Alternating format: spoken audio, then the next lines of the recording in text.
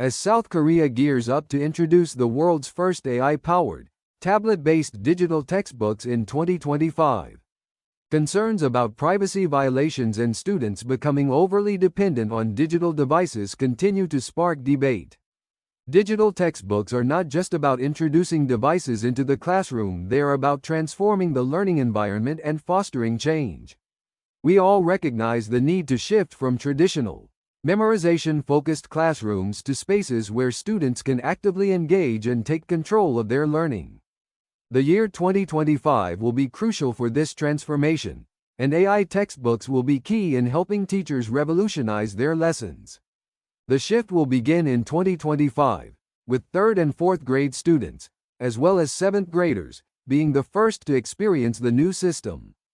5th, 6th, and 8th graders will start using digital textbooks in 2026, followed by 9th graders in 2027.